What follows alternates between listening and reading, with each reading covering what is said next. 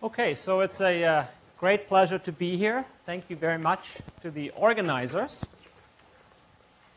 So my talk is, my lectures are going to be in the rest of mathematics. So Henri Cohen pointed out that the purpose of the rest of mathematics is to provide tools for number theory. So I will tell you about some tools that you might find useful for number theory. And the kind of rest of mathematics I will talk about this morning is the Newton polytopes and tropical varieties. And these are tools for making a picture of where the solutions might look like if you apply a local method. So in a local method, over the p-adics, you might be interested in finding the roots of this polynomial f in two variables. And you would like to visualize where are the values of x and y. So x and y are power series in p. We look for the lowest exponent. And if you want to make a picture of where values, the pairs of values of x and y might look like in the plane, then what you will do is you will invent tropical geometry, and you will draw this tropical curve, which consists of the outer normal rays to the Newton polytope. So the lecture this morning is to explain these pictures, to explain the concept of a Newton polytope, and to explain the concept of a tropical algebraic variety. Let's start with polytopes. So polytope P in real n space is the convex hull of a finite set of finitely many points. Or equivalently, it's the bounded intersection of finitely many closed half spaces. So, for example, this is a three-dimensional convex polytope known as the Toblerone and will be featured quite a bit in this lecture. The Toblerone is the bounded intersection of 5 closed half spaces, or it's the convex hull of 6 points in three-dimensional space. Now, if W in R to the n is any vector, which we think of as giving a linear form on Rn, then that vector defines a face of P. And the face of P, by definition, is the set of all points U in the polytope at which this linear function attains its minimum. So if you give me a W, a linear form, it will define a face, and the face is the subset at which the minimum is attained. Okay, audience participation. How many faces does this polytope have? How many faces does the Toblerone have? 5? Back there? 6, 20, 19? Okay. First person to say the correct answer gets the chocolate. 21, well, graduate students. You're not allowed, okay? Graduate students. Maybe graduate students are not in my group. How about that? So if you're a graduate student and you're not signed up to be in my group, so how many faces does this polytope have? Who said 21 back there? Okay, you got it anyways. So this polytope has 21 faces shared with your neighbors. So it has 21 faces. It has 6 zero-dimensional faces. It has 9 one-dimensional faces. It has 5 two-dimensional faces and has 1 three-dimensional face. The three-dimensional face we get for W being the zero vector. Now, if F is a face, then we have the relatively open normal cone, which I'll denote by NF of P. So NF of P is the set of all vectors that actually give that face. NF of P is the set of all W in R to the n, such that F is the face picked by your W. The normal fan of P is the collection of all of these normal cones. So the Toblerone has 21 normal cones, 1 for each face. These normal cones are of complementary dimension to that face. And the collection of these cones is called the normal fan. The normal fan of the Toblerone combinatorially has the structure of a bipyramid, which is another polytope that has 21 faces. Okay, what can we do with polytopes? Well, we can do algebra with polytopes, just like with numbers and polynomials. For instance, we can add polytopes. There's a notion of Minkowski addition of polytopes. Same Minkowski. So the sum of two polytopes, P and Q, by definition, so if we have a green polytope P and a red polytope Q, then by definition their sum is the set of all points green P plus red Q, where little p, is in big P and little q is in big Q. Now, under this definition, the face in some direction W of the Minkowski sum itself decomposes as the sum of the faces. So if we have, two polytopes, such as this three-dimensional cube that has 26 faces, and we have this Toblerone that has 21 faces, then just taking the point-wise sum of these two polytopes, we get another polytope in 3 space, and that's called the Minkowski sum. It's P plus Q. The normal fan of P plus Q is the common refinement of the normal fans of P and Q. So let's illustrate this in the plane. So here in the plane we have in green a square P, and in red a triangle Q. The Minkowski sum is the sum, a point-wise sum of all points, red points and green points, and we draw this by concatenating the edges in the natural order. So you take the red edges and you concatenate them with the green edges, you form a convex shape. So the sum of this green square and the red triangle is the bichromatic 7-gon. And you can see the normal fan, so the square, of course, has 9 faces, corresponding to the 9 green cones in the normal fan. The triangle has 7 faces, corresponding to the 7 cones in the red normal fan. And the normal fan of the 7-gon is the common refinement, the superposition of the normal fans.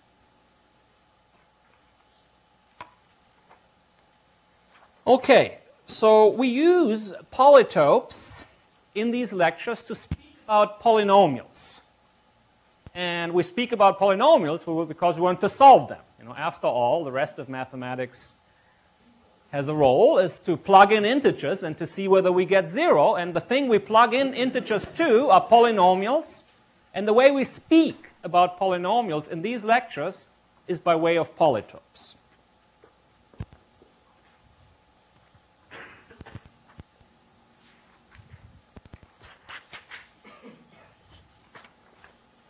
So from polynomials to polytopes. So in my polynomials, what I will do throughout these lectures, I will allow them to have negative integer exponents.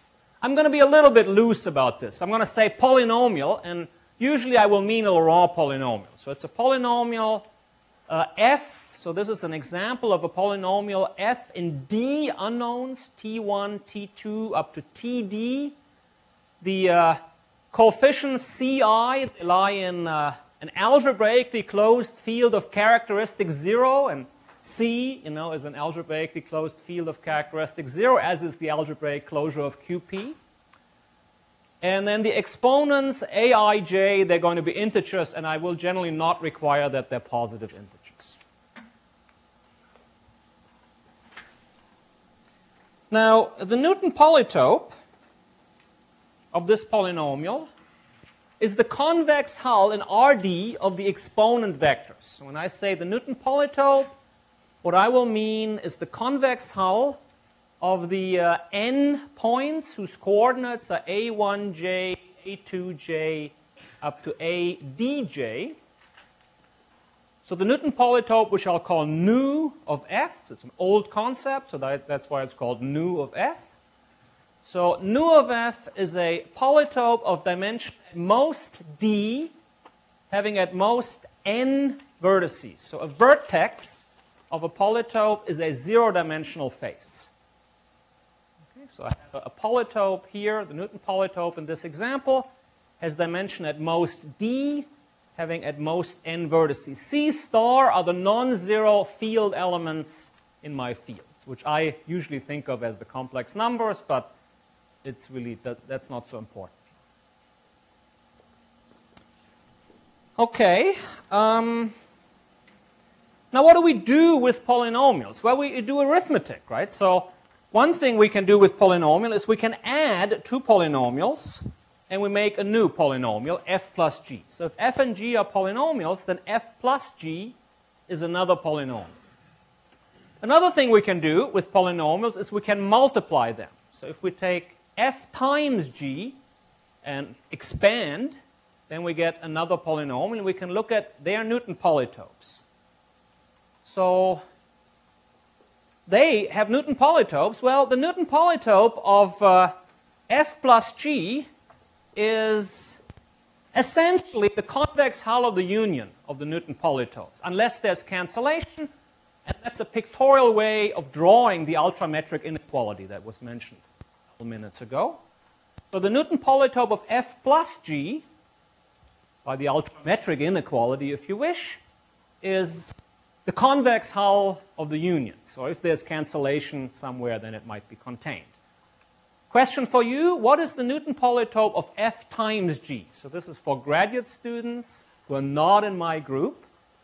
If we know the Newton polytope of f, and it's a red polytope, we know the Newton polytope of g, and it's a green polytope, what do you think is the Newton polytope of f times g?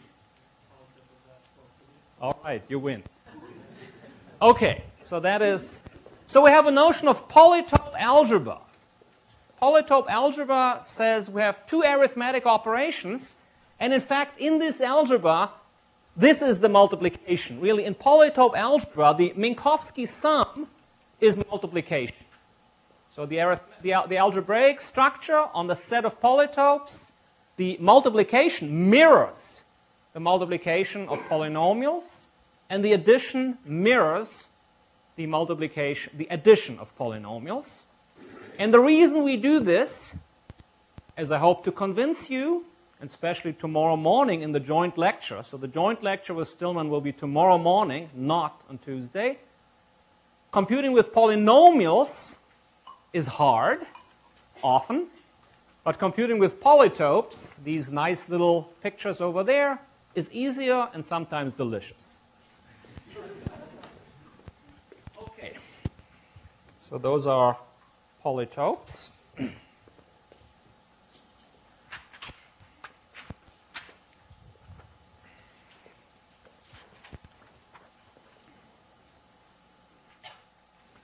Now these days in our undergraduate curriculum in algebra, we all learn about Gröbner bases. So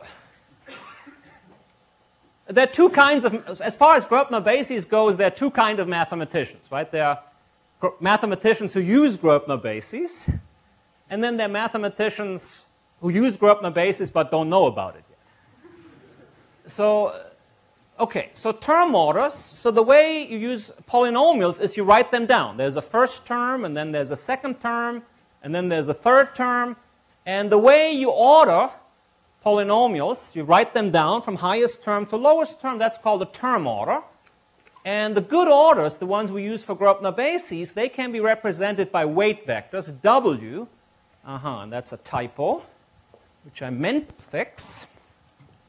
Okay, so this N is a D. So here we have it. Don't look. Okay, so we have a vector W in RD.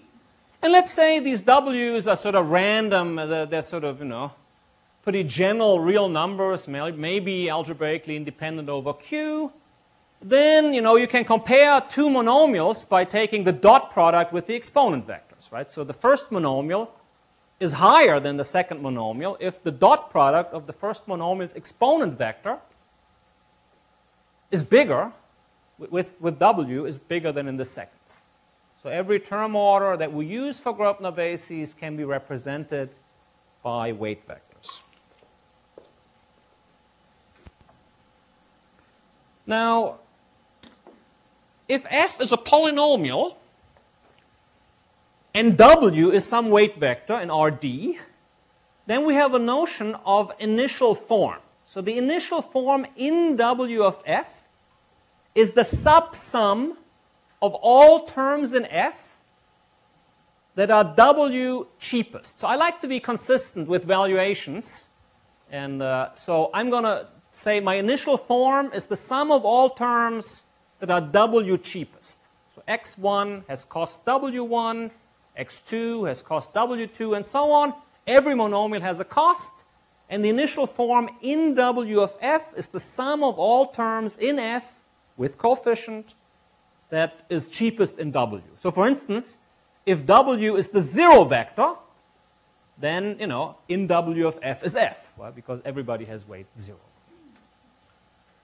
Now this commutes, right? The Newton polytope commutes as follows with taking initial forms. The Newton polytope of an initial form, so the Newton polytope of the initial form of f in direction w is itself a polytope, namely it's the face of the Newton polytope in direction w. We put up the definition of face again.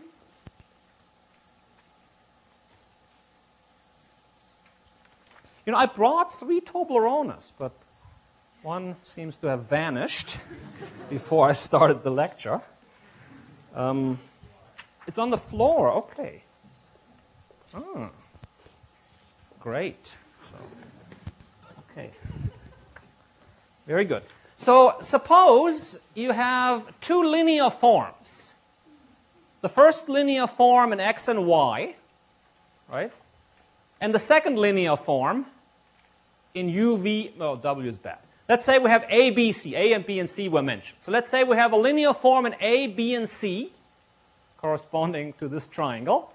And suppose we have a linear form in x and y corresponding to this edge. And we take the product of these 2 linear forms, then we get a bilinear form, right, of rank 1. Then this is the Newton polytope of this bilinear form, as the previous winner of the last Toblerone figured out. And, well, this polynomial, this bilinear form, this polynomial, I'm holding in my hand a polynomial in 5 unknowns of degree 2, has 21 possible initial forms, depending what the different w's are. Now, 6 of them, the vertices, are initial monomials in the usual sense of Grobner bases. But, as I vary my w, I could have 21 different initial forms for this polynomial, and that's what this equation says. So here again is the definition of face.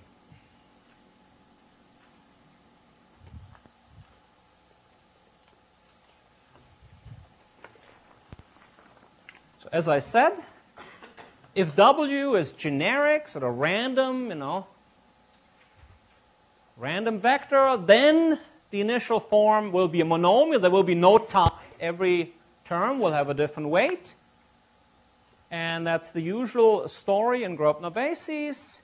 But today, we'll be interested in the case when w is not generic. Okay, so this would be a very good moment to pause for a question or two.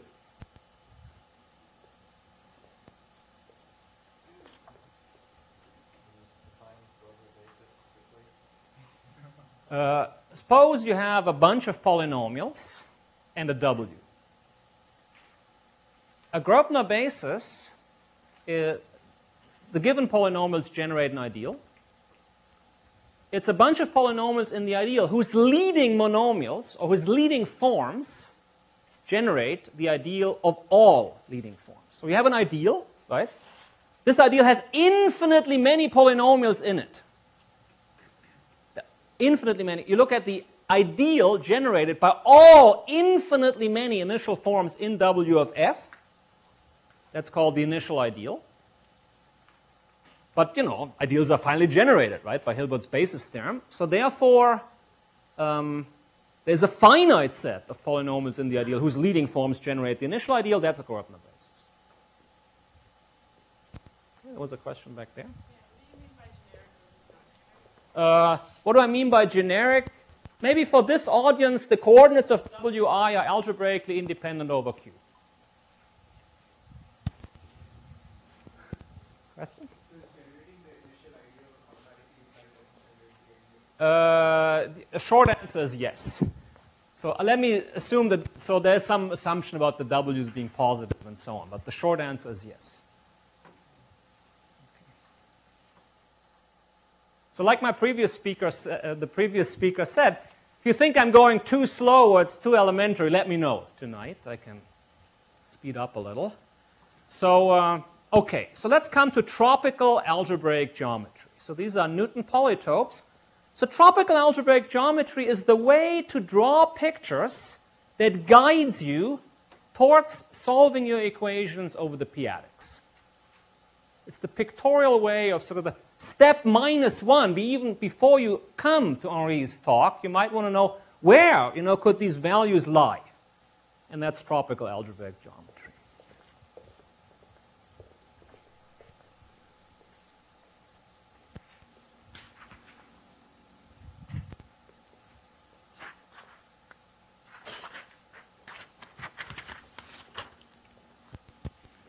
Let's talk about hypersurfaces.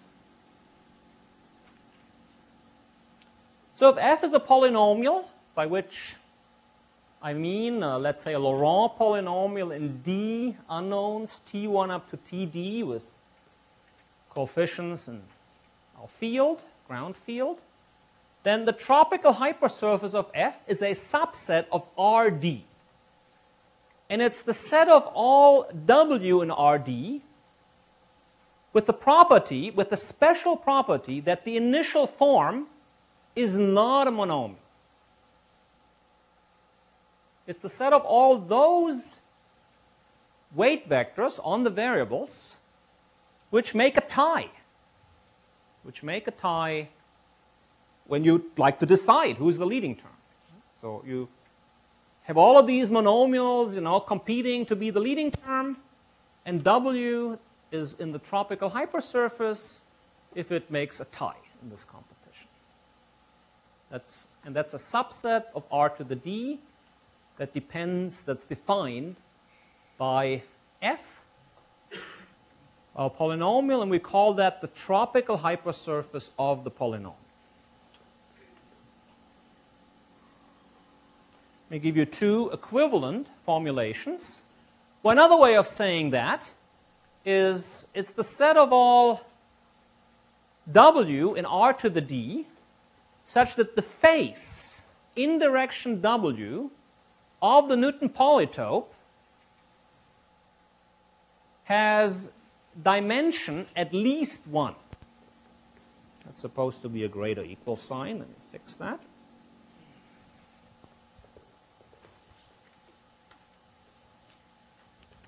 Right? So it's the set of all those, you know, system of weights that will pick a face of dimension. So here's my W. So here's my polynomial or my polytope, right? And here's my weight vector. So my weight vector gets minimized somewhere. And there are 21 possibilities for where it could be minimized. From the point of view of the tropical hypersurface, 6 of those 21 are irrelevant. And 15 are the one we're going to be interested in. We're going to be interested in those very, very special weight vectors that are non-generic weight vectors, where the leading form, you know, is either one of these edges or one of these two-dimensional faces or maybe even the whole thing. That's the tropical hypersurface. Yet another way of saying the same thing is it's the union of all cones of codimension at least 1 in the normal fan of the Newton polytope of F. So that is the tropical hypersurface defined by a polynomial.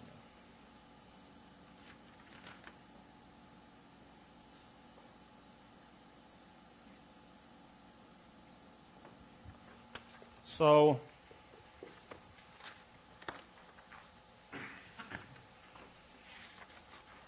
okay, so that explains. Now you see the picture, right? So here's the picture. There's the polynomial. There's the Newton polytope. And then the blue picture, the union of the 4 blue half-rays is the tropical hypersurface defined by this polynomial. The hypersurface in the plane is a curve. So that's the tropical curve defined by this polynomial, and that's the general definition. Now, it's a convenient thing to do when you draw these hypersurfaces. It's a convenient thing to gain one dimension. So what you do, really, this is a one-dimensional, I mean, this is really a zero-dimensional picture, right? There's 4 rays. So sort of a better way to draw this is to make a circle, right? To take the d minus one-dimensional unit sphere and then just look at the points of intersection with the unit sphere. I mean, really, that's the same information. So the information contained in this tropical curve is really this collection of 4 zero-dimensional polytopes on the green one-dimensional sphere, right? So I have this green one-dimensional sphere, and I just mark the intersections with my tropical hypersurface, and that's kind of a better way to draw it. So, and it's a good thing to practice this in 3 space. And let's look at linear equations. Suppose you give 2 linear equations, F1, F2. So the first linear equation is T1 plus T2 plus T3 plus 1. And the second linear equation is T1 plus T2 plus 2 times T3. And suppose you want to solve these equations over the p-adics, right? So that means you have to find p-adic numbers, T1, T2, and T3 that make this 0. Now, how can this be? Well, that can only be that the values W1, W2, and W3 lie in the tropical hypersurface. And to analyze the situation, combinatorially, you buy a beach volleyball. One of those white, you have a nice white volleyball. And then you draw this solution set on this volleyball. Really, this is a union of 2-dimensional blue cones. But we're going to have a green or white volleyball, a 2-dimensional sphere. And then we use these markers and we draw these pictures on the volleyball, on the 2-sphere. Or balloons work well too.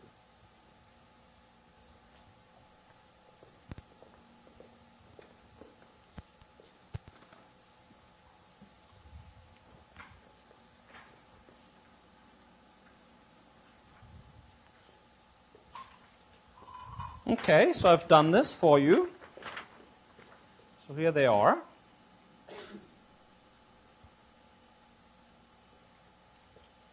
So, well, look at the first polynomial. So the first polynomial, the Newton polytope is a tetrahedron of F1. A tetrahedron has 6 edges. And we're interested in the condition that our point on the volleyball picks one of these 6 edges. So that's 6 sort of semicircles, and they are arranged in the red pattern. So in red, I have the tropical linear space, the tropical plane, defined by the linear polynomial F1. So if I look at F1, that's a polynomial, a very simple polynomial in T1, T2, and T3. And its tropical hypersurface is the red picture.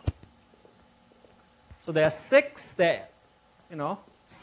red semi-arcs, and they correspond picking 2 out of the 4 terms to form the leading form. Right? So for instance, if I picked my weights to be W1 to be -1, W2 to be -1, and W3 to be 0, then, the leading form is T1 plus T2, and that means that this W lies in one of these red edges over there. So imagine the picture is sort of on the sphere, right? Can you visualize this?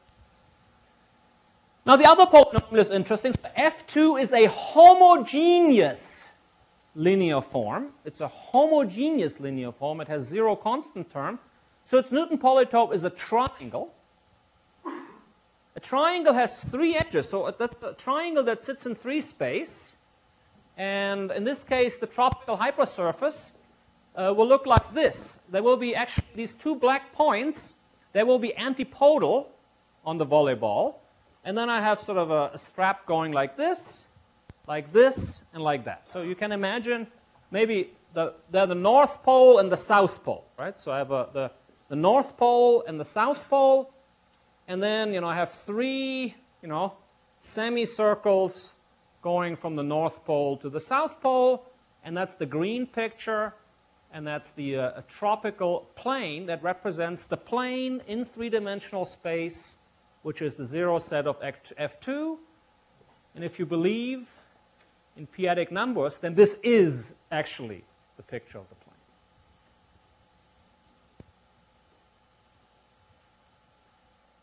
Okay, let me work towards defining. I've defined for you the notion of a hypersurface in tropical geometry.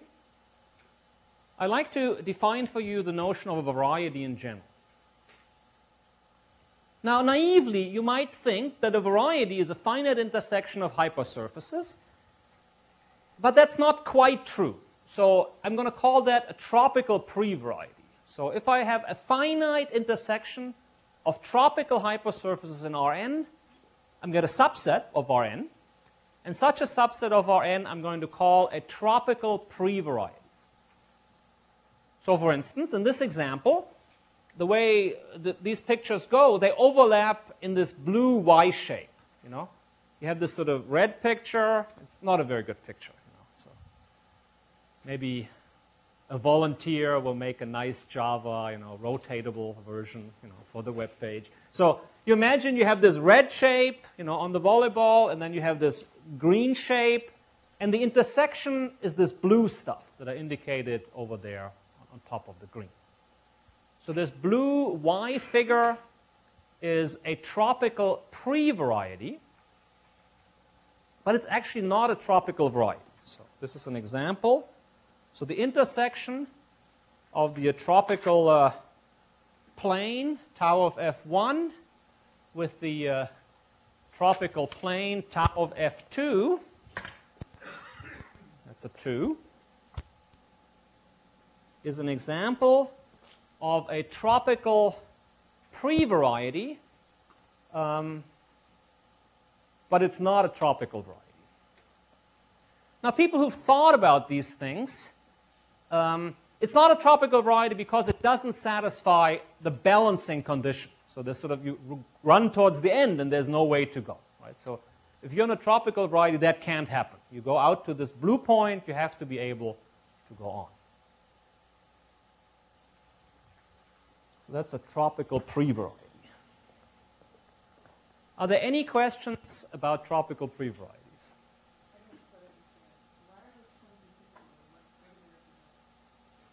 Okay. So let's compute them. Right? So the 2 black points, they correspond to the linear form that make this polynomial homogeneous. So F2 is homogeneous.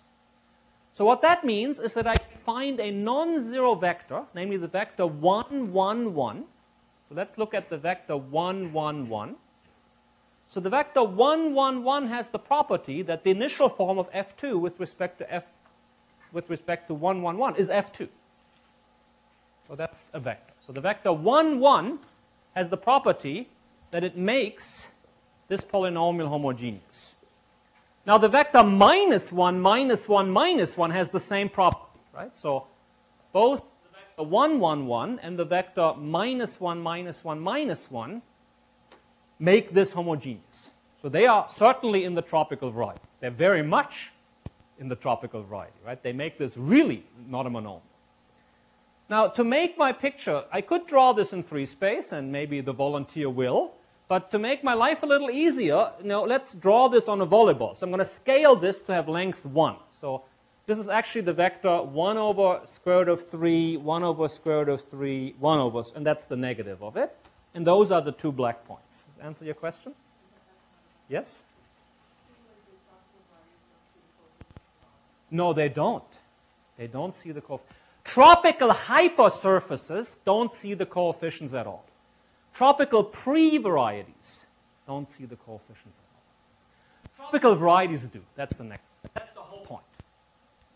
So tropical hypersurfaces don't see the coefficients. All they know is whether a coefficient is 0 or non-zero. Question? Oh, that's the French view of Brazil. So there was this paper by Le Pen in 1971. So this idea of tropical, algebra was invented and reinvented many times. And there was this school of Schützenberger and other sort of people who founded sort of theoretical computer science in France.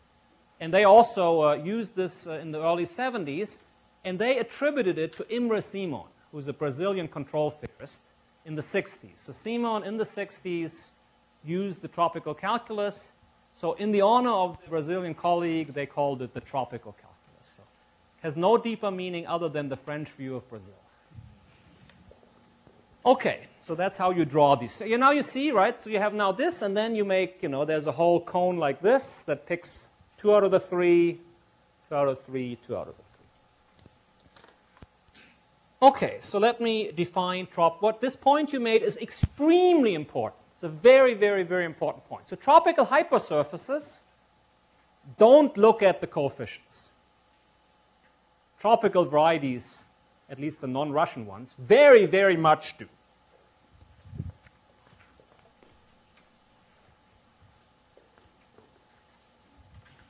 Okay, so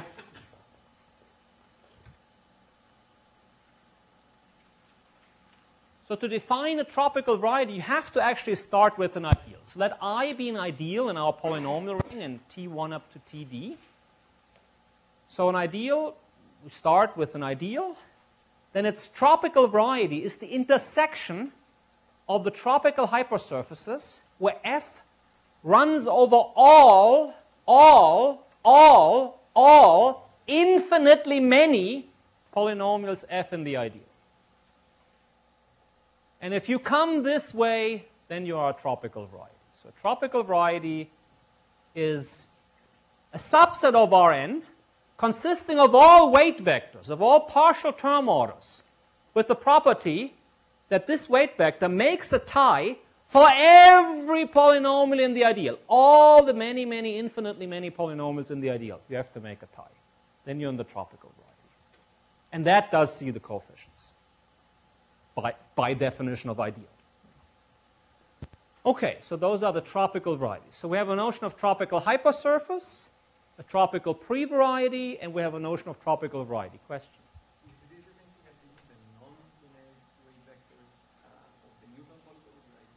What's the Newton polytope of the ideal?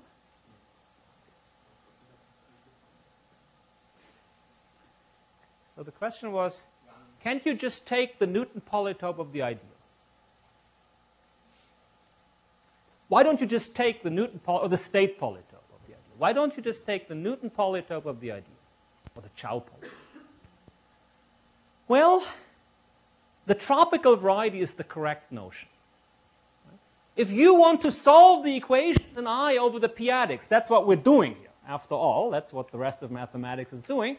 So if we want to solve, if we want to find the p-adic points in I, let C be QP, okay? So let me say I want to find the points in the variety that in the algebraic closure of QP.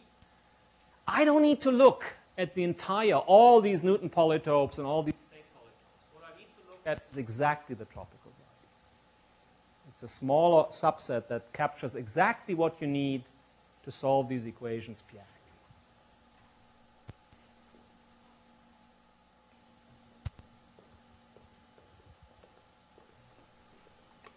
Okay, well, here's the tropical Hilbert basis theorem. So every tropical variety is actually a tropical pre-variety, right? So,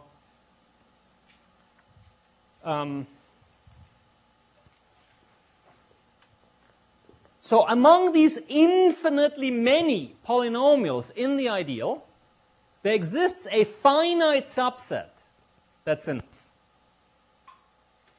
Enough in the sense that you can intersect its pictures and get the tropical variety. So every tropical variety is actually a tropical pre-variety, but not the converse. That's what our little previous example showed. So every pre-variety is a variety, every variety is a pre-variety, but not every pre-variety is a variety. It's the tropical Hilbert basis theorem. Now this theory is sort of, in some sense, these notions are being developed, and well, mistakes were made along the way. So in one of the papers we wrote, we said a universal Gröbner basis has this property. So it's enough to take a universal Gröbner basis. That's not quite true. That's actually false. But there is you can fix it. So there's a notion of tropical basis. So every ideal in a polynomial ring has a finite, big but finite tropical basis. And tropical basis in particular means that the tropical variety is the intersection of those finitely many tropical hypersurfaces.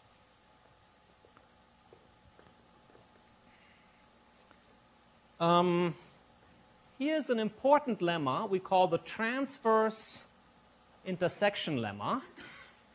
So there are conditions under which pre-varieties are actually varieties. And that says if locally the intersections are transverse, then things are okay. So transverse intersection lemma, so if you take the tropical variety of a sum of ideals, so the variety of a sum of ideals classically is the intersection of the varieties.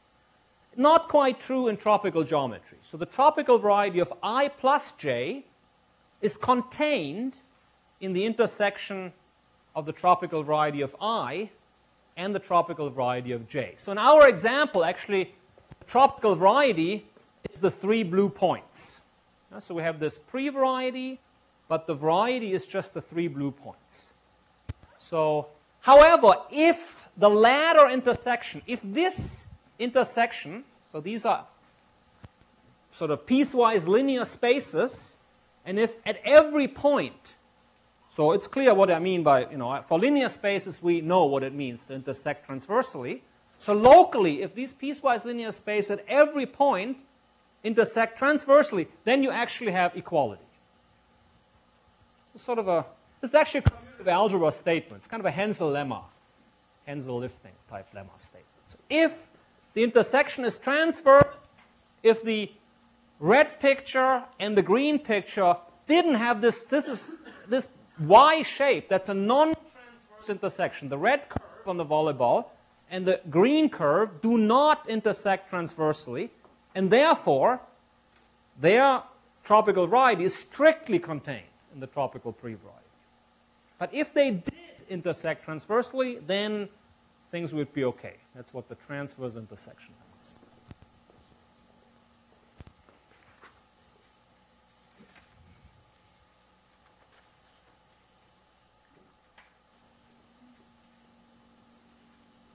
So you can read about these two statements in a paper written with Bogart, Jensen, Speyer, and Thomas. This will appear. So JSC is the Journal of Symbolic Computation. MEGA is a conference, Méthode effective en géométrie algébrique.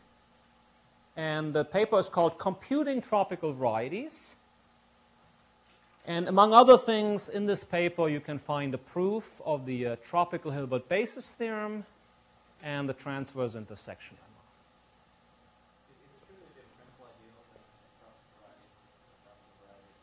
Yes, it's true and easy to prove. So let me repeat the statement. The statement was, suppose you have a principal ideal. Is the tropical variety actually the hypersurface given by the generator? And the answer is yes, and it's easy to prove. And the proof is essentially the last Toblerone. Right? If you think back for a moment, right, the Newton polytope of a product, right, is the sum of the Newton polytopes, but the normal fan of the sum is the refiner of the normal fans. So if you put the two Toblerone winners together, then you have a proof. Now, in this paper, we talk about an algorithm and an implementation. So there's a software package called GFan, that's written by Anders Jensen. Jensen is a graduate student from Denmark, Aarhus, Denmark. So if you go to Google and you say GFAN and you hit return, you get to the home page of a software called GFAN. GFAN stands for Grobner fan. And in particular, in this package GFAN, we find a routine that does the following. The input is any ideal, and for technical reasons, we'll see that maybe in the joint set.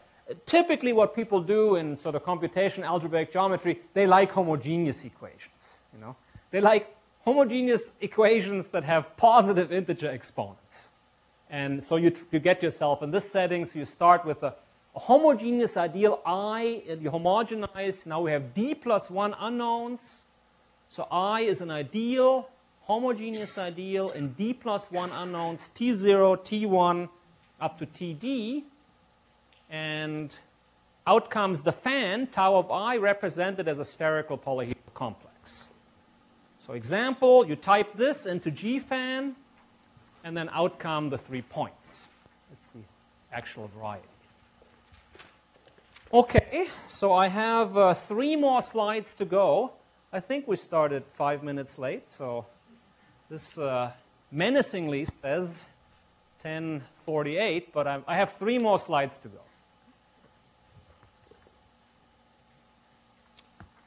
Okay, here's a theorem. Every math talk should have a theorem, so here's the main theorem of this talk.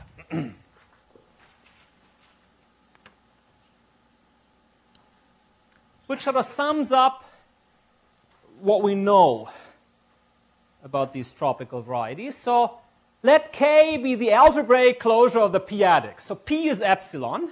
Okay? So I usually think about complex numbers and real numbers, and I like to think about epsilon be a small real number. So I like to work over the field of Puiseux series. But really, from the point of view of this theorem, it doesn't matter. You can take epsilon to be P. But K is an algebraically closed field with a non-Archimedean valuation nu. So this valuation takes non-zero field elements K and maps them into Q. So let's say the value group is a subgroup of Q. Now, this valuation that records the lowest exponent in the power series, or the lowest power of P, induces a map coordinate-wise. Right? If I have a point in K to the D, all of whose coordinates are non-zero, then I can just coordinate-wise take the valuation, I land in QD, and then I plot this in RD. So then I make my picture in RD. Theorem.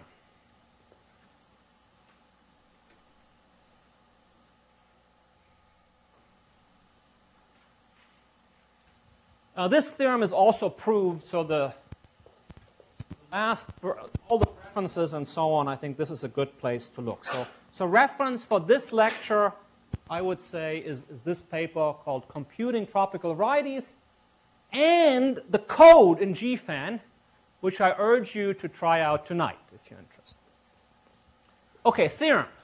For any ideal I in a polynomial ring or Laurent polynomial ring, the tropical variety is the closure of the image of the classical old-fashioned variety over our field K under the valuation map nu. Right? So V of I is the classical variety. It's all the K-valued points, but I rip out the coordinate plane. So I take only those points that have non-zero coordinates. So K star to the D. So I take the classical, I have an ideal in a Laurent polynomial ring. It defines a variety VI in the algebraic torus over K, and K again is the algebraic closure of the p-adics. So then I draw, for every classical solution, I draw the vector of values of its coordinates, and that's the same as the tropical variety. That's what the first part of this theorem says. Now, based on these considerations, it's a theorem that if I is a prime ideal of dimension K, then the tropical variety is a pure polyhedral complex of dimension K. The tropical variety locally everywhere has the same dimension as the classical variety, and moreover, it's connected in codimension 1. That's That's how the algorithm works. So I have a collection of cones. I have my polyhedral complex. So imagine I'm on the 10-dimensional volleyball, right? I have a 10 sphere. I have a union of polyhedra. They all have the same dimension. And this space is connected in codimension 1, meaning I can go from any maximal face to any other maximal face by a sequence of moves along codimension 1 faces. And then this is coded in GFAN, and that's enumerates, that produces the tropical variety. Who proved this? May be of interest. So the last statement, so there was a paper by Lind, Kapranov, and Einsiedler. They proved it's just connected. That's kind of interesting. So they used work of Brian Conrad on rigid analytic geometry. So if you're familiar with Berkovich spaces, then these are sort of the tiny snapshots thereof. So this is sort of the poor man's version of rigid analytic geometry. So they used this literature, and they conjectured in their paper that it's actually connected in codimension 1, and then we proved that in this other paper. And that's how the program works. 2 more slides to go.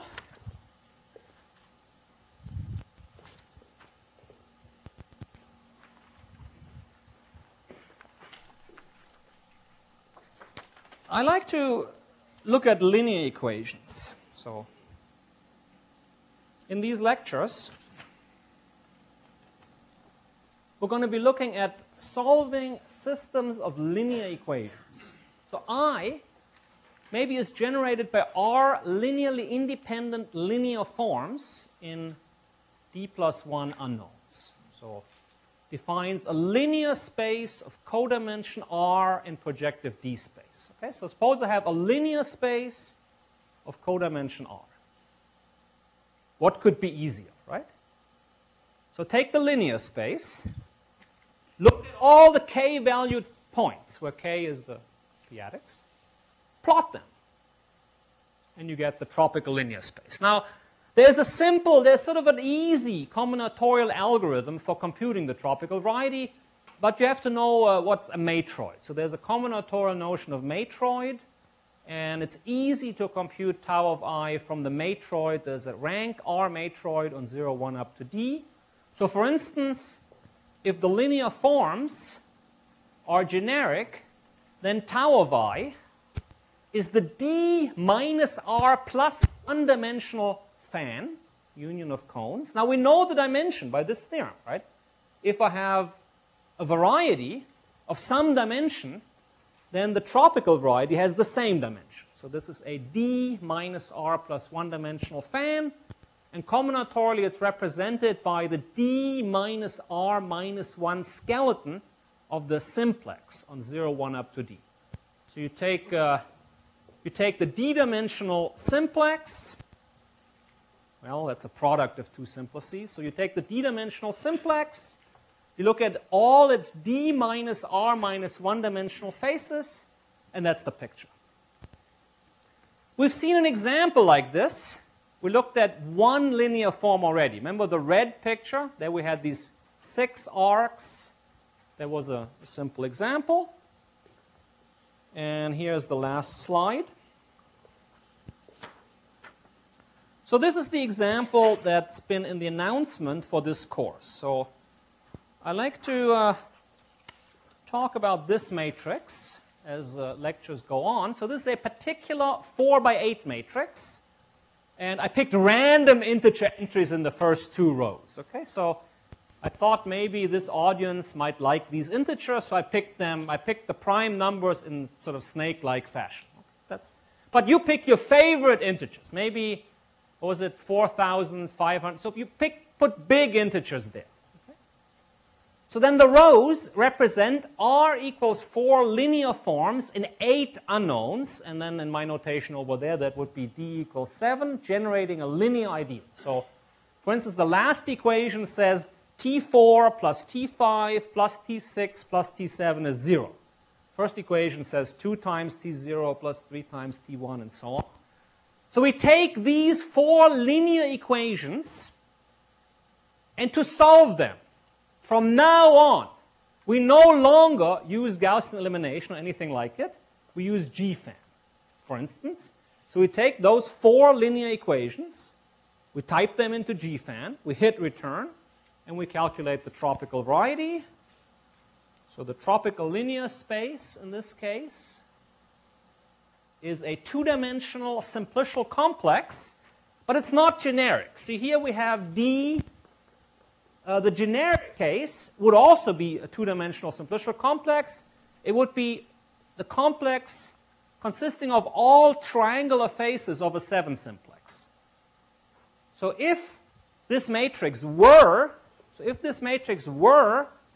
completely generic, if I didn't have these 0, 1 entries, then the tropical linear space, according to this example, would be the 2 skeleton of the 7-dimensional simplex, would be the union of all triangular faces of a 7-dimensional simplex. But here some special stuff is going on, stuff that will occupy us. So here the tropical linear space, you type this into GFAN, you hit return, and then maybe a minute later you get a 2-dimensional simplicial complex with 10 vertices and 60 triangles. And, well, 8 of the vertices are the columns of this, color-coded. And then there's an extra green vertex, green dot. And this is the list of the vertices. So there are 6 green triangles, 6 red triangles, 24 double green, single red triangles, and 24 single green, double red triangles. And